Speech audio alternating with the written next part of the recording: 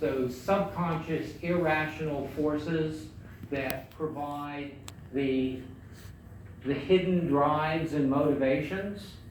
And if we think about hidden drives and motivations and what that means, it is all about the conditioning of behavior, emotions, and thought.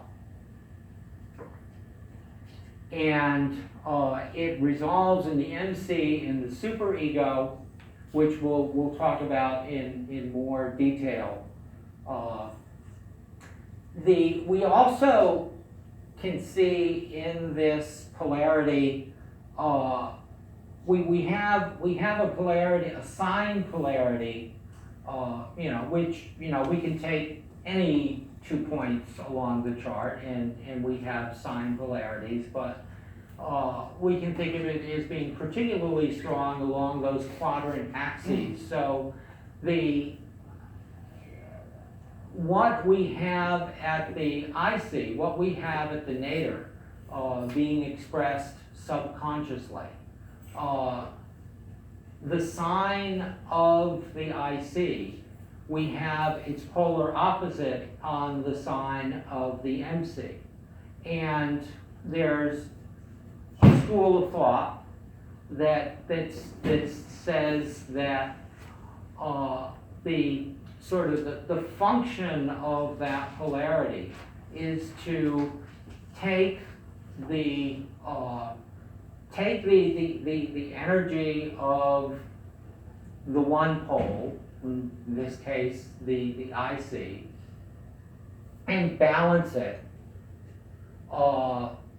resolve its contradictions and its excesses in the opposite polarity. So we can look at the IC-MC axis in that way also, in that what we have, the sign of the IC provides sort of the ground level of our conditioning, and we need to take that, and we need to use the sign of the MC, which is conditioning at another level, at the societal level, to sort of resolve and bring things into balance.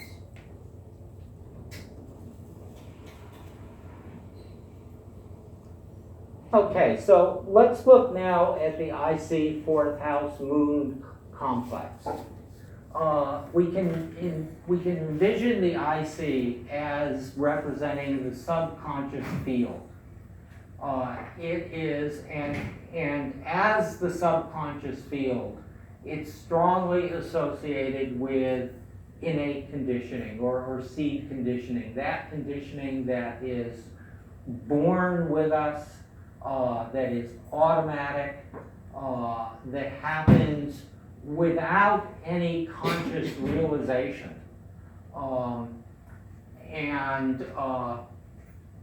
So we look at the IC, and we look at the sign of the IC, and we look at any planets or aspects that are affecting the IC, and we can use that to explore what is the subconscious base that this individual is operating from, and what are the potential conditioning influences that are deriving out of that subconscious base.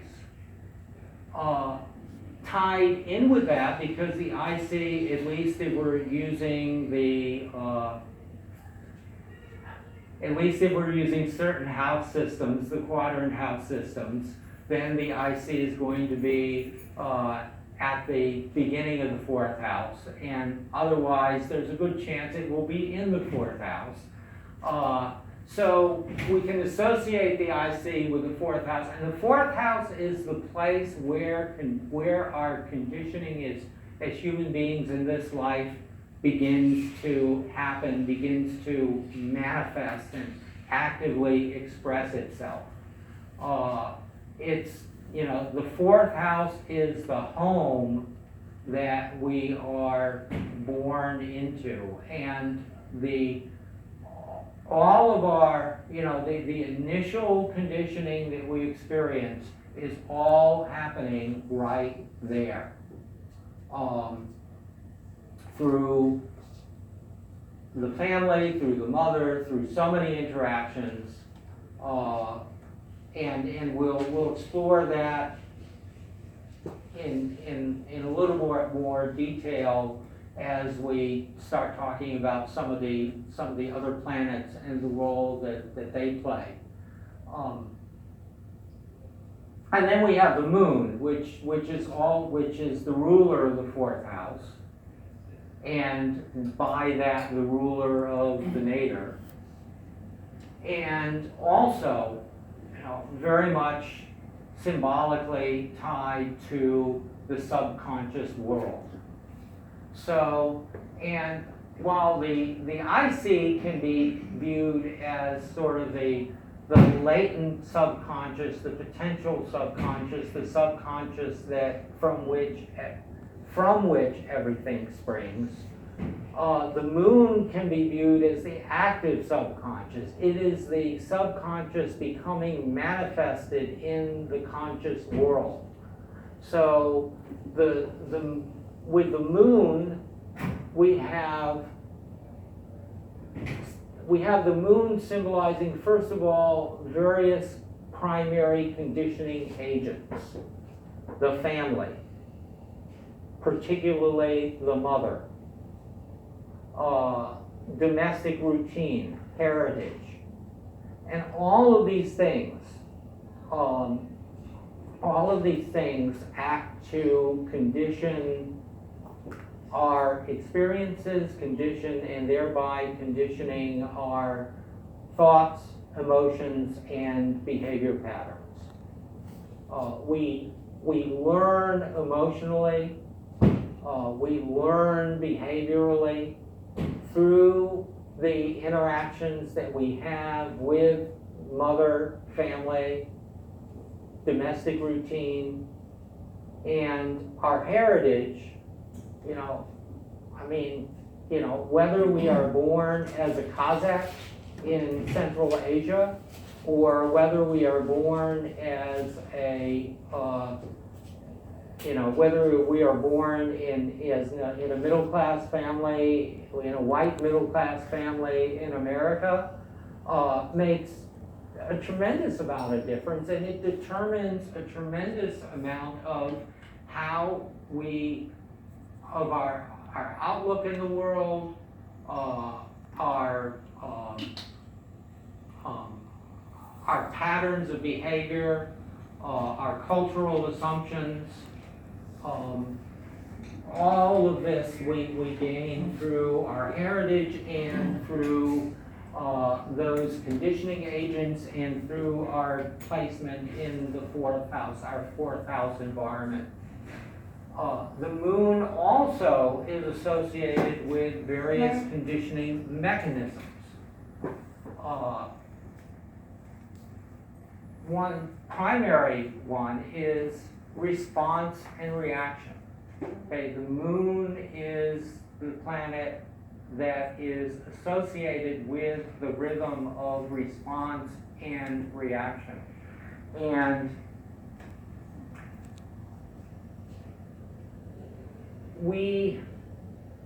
the mechanism through which our conditioning through which it happens is this mechanism of response and reaction. We react to our experience in the world, and that reaction, the character of that reaction, how we react, what we react to, how intensely we react to, is all formed by our conditioning, by what's going on in our subconscious that conditions are reactions by all of our experiences that we've had, particularly those formative experiences, those formative fourth house experiences, all go into how we react. And then this is, the moon symbolically, the moon in the astrological chart,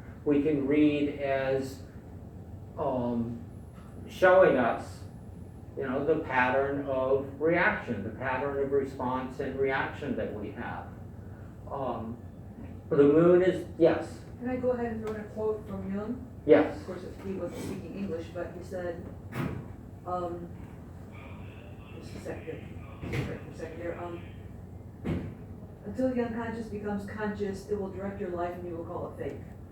I try to do Right, that every day yeah. because it's still directing my life in many ways. So many. Thank you. thank you. Emotions are another mechanism that are associated with the moon, and so very often it is our emotions that drive our behavior.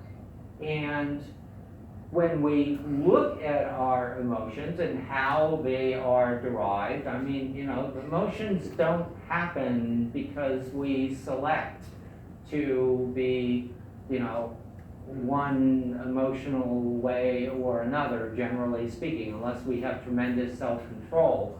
Our emotions is something that arises out of our conditioning. So that becomes also a mechanism for conditioning. And also the moon is associated with our attachments. And attachment is another vehicle through which psychological and even social conditioning will happen. First of all, we are, to a certain extent, conditioned to be attached to certain types of things, people, etc. And then our attachments drive and condition our behavior. So at the IC, we have this whole very powerful complex that is associated with our psychological, emotional conditioning. How can we, how can we make the unconscious more conscious here? How can we try to rise above the conditioning that we inevitably experience through this complex? Well, the first thing is being able to identify what our patterns of conditioning are. We have to recognize what, how and where we are conditioned beings if we are to address that issue. If we're in denial about that, we're not going to address it. Secondly, practicing non-reactivity.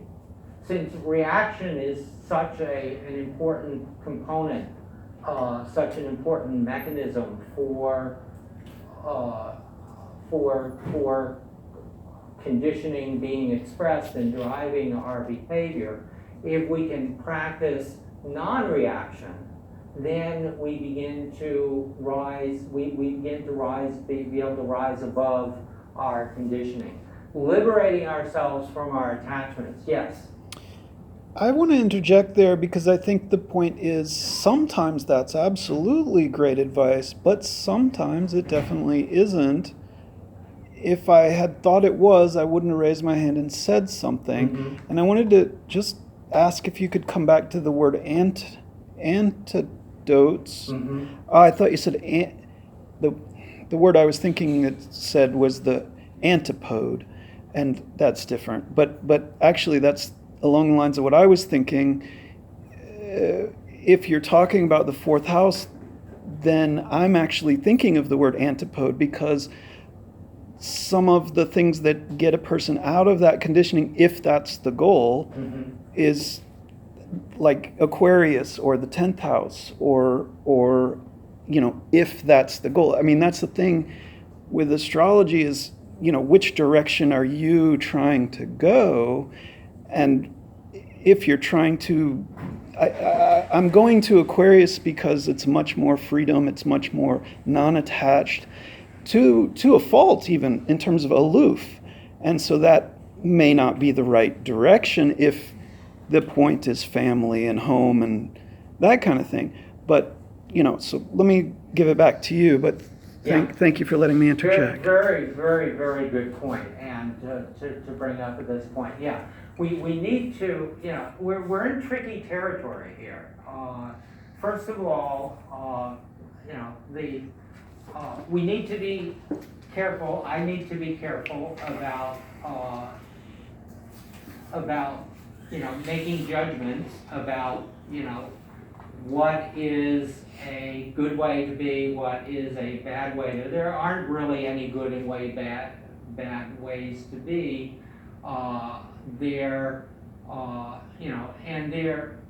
It is, conditioning, attachment, etc., are at times appropriate, and are certainly at some level necessary.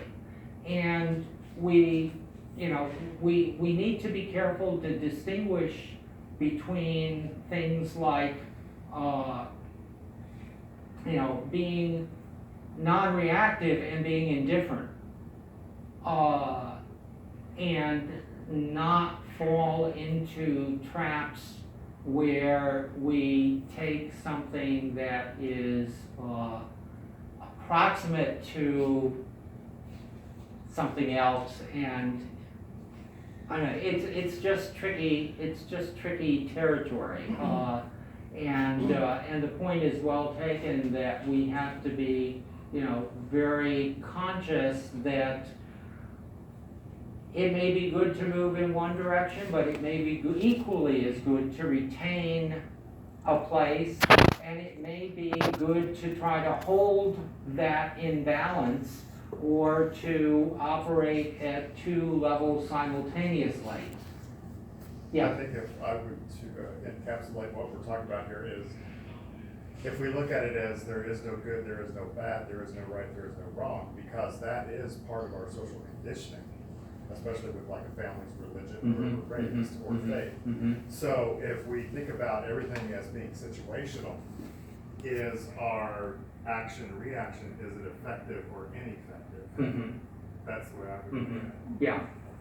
I think there's some to be said for the appropriateness of the situation, and sometimes engagement in emotion is suitable when it's a teaching experience, because then you have some passion behind it, and you have a relationship that conveys a point that objectivity sometimes gets kind of too stale or cold. I'm not sure if I follow what you were saying about Aquarius. Were you talking about Aquarius? Is it okay to record you? Okay. Is it okay to have the camera on? Yeah. Okay. Aquarius, you're talking about Aquarius at the IC or the MC? I wasn't quite sure what the point you were making. The point is, honestly, looking, it depends, it really depends on what, if we're talking about conditioning, that's what I was reacting to. And again, one of the quotes, I don't know who quoted it, is, nothing is either good or bad, it's thinking that makes it so, but that's conditioning in many ways, and even societal conditioning. So then the question is, if you're trying to liberate or be non-attached, those two terms, in my mind, they don't fit with the Cancer, with the fourth house. They don't fit with that necessarily. I mean, Dalai Lama is a good example of somebody who wants to try to talk about non-attachment. But what I was getting at is, if you're really going for those words, liberation and non-attachment, I would look personally, and it really depends, more towards Aquarius. In terms of the IC and the MC, that's another story that I don't feel able to talk about as much as I would like to be. That's why I'm here to learn too. Signs rather than points on the zodiac. What? At this point. So we're talking about the axis, but you're launching into signs. Well, because it's Okay. kind of relative. Well, And maybe you could answer the question better than I can in relation to the IC or where you're trying. My response is where you're trying to go. Well, Maybe go Yeah, ahead. Yeah, and trying not to be judgmental, trying to be non-judgmental here, but if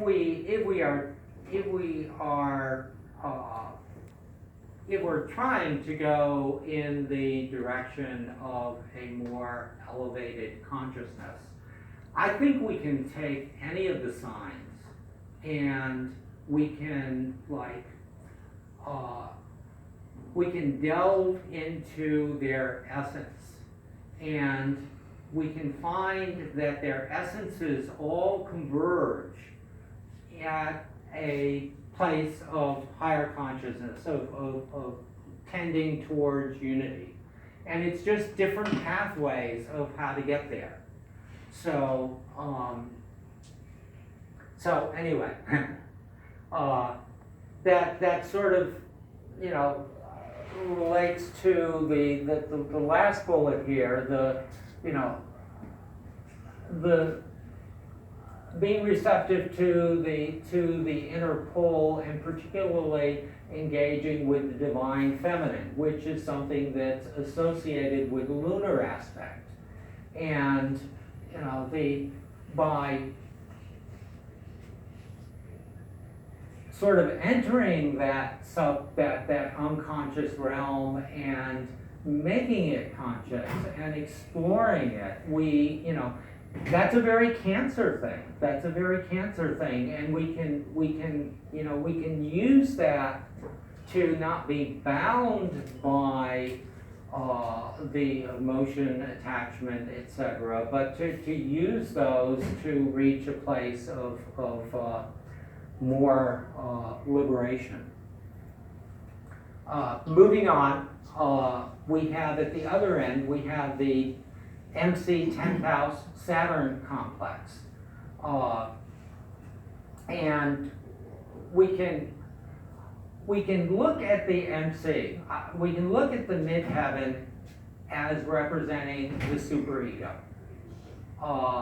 The superego has been described often as that voice inside your head that's telling you what to do, telling you what you're supposed to do, the sort of the should factor. And we can look at the superego in personal terms, and we can look at the superego in societal terms. In personal terms, it is sort of, your mother's or your father's voice inside your head that's telling you, okay, it's not good to do this, you need to act this way, etc. In societal terms, it's it's society's expectations of what proper behavior, proper action, proper goals are. And if we look at the 10th house and we look at the midheaven in terms of the superego, it is that construct that sort of lays out what should we be reaching for? How should we get there? The personal aspect of the superego, I think, can be seen as the embodiment of all that IC 4th house moon stuff. It's how all of that conditioning is taken and it is crystallized into the body of the superego.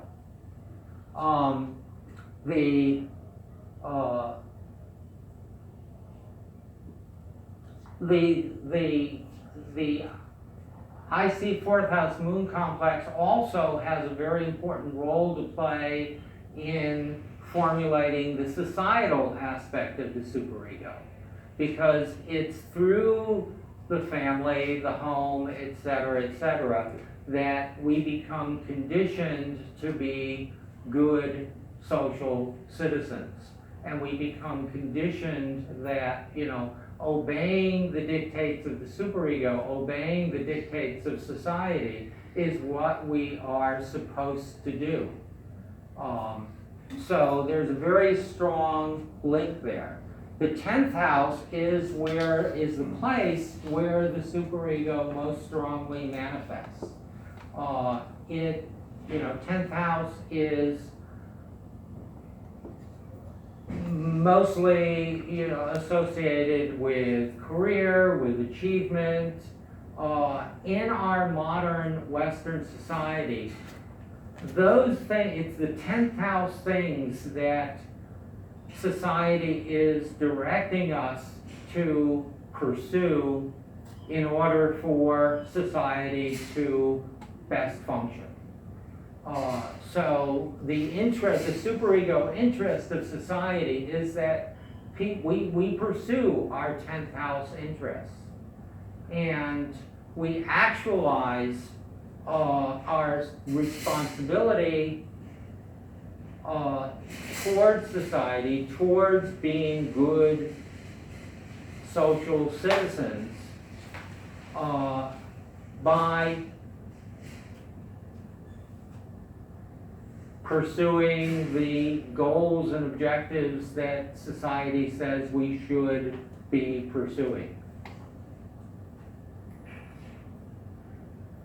So we can look at the 10th house, we can look at the midheaven in those terms and see, what are the astrological influences, how that construct is being influenced to condition our behavior at that level.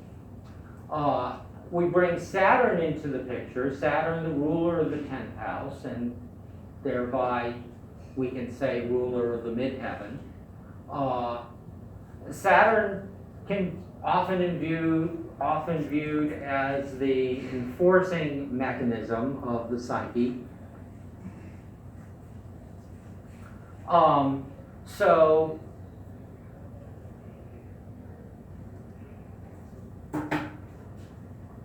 Saturn associated with rules, with structures, with following the prescriptions, and with consequences if we don't follow the rules.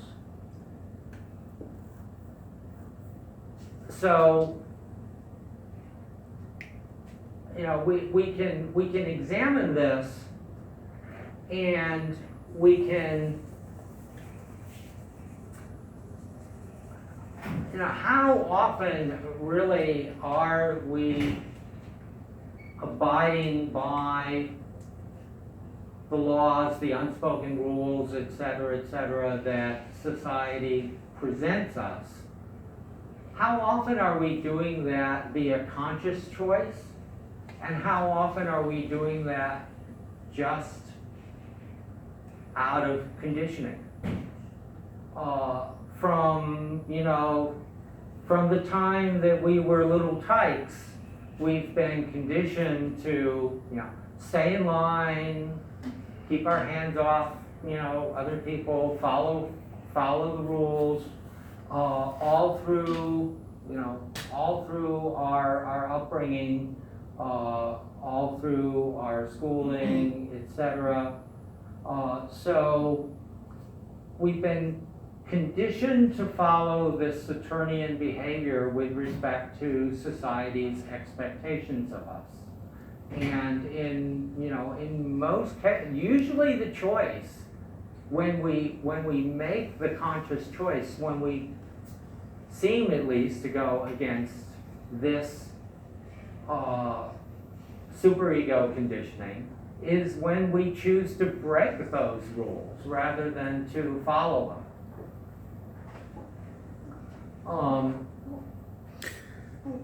I Yeah. just wanna, some of those rules, with consciousness, we very well may choose and want to follow. Sure. Keeping our hands Sure. off Yeah, other people right, is sure. a good example. Exactly, But not yeah. hitting, not keeping. Yeah. Yeah, Yeah. I'm not saying the superego is bad or the societal superego is bad. It's absolutely necessary, and ideally it is, you know, like it is enforcing, it is conditioning us to behaviors that are good and right and proper and support the, you know, support the best functioning of society and our best functioning within society. So we have Saturn, and also associated with society's expectations of how things should be done. Again, the sort of the rules and procedures. And sort of the enabler of fulfilling the superego's expectations. I mean, one thing we think of Saturn is doing or associated with is the work ethic, putting in the effort, being structured and disciplined, you know, all those things that we need if we are to be successful in actualizing our societal superego. Yeah. Yeah. Would you say there's any planet that represents a superego? Would it be Saturn? It would be Saturn more than, you know, in terms of, you know, I mean, the planetary association would be, I think, Saturn more than any. Because it's aspiring to your highest good? Is it, in that sense, the superego is operating for your highest good when it's integrating that axis, maybe? Yeah, although I would say that, like, with Saturn, I don't think represents I think the midheaven represents the superego. I think Saturn has qualities that can be associated with the superego and with aiding and abetting the superego. Well, I'm sorry to interrupt, as with every other sign, Yeah. but I think as with every other sign, there's also that transcendent quality that's really important Right. not to leave out of the equation if we're talking superego, because there is more, I mean, an infinite universe, you know? Exactly. So, to answer... And we're gonna get there. Yeah. Making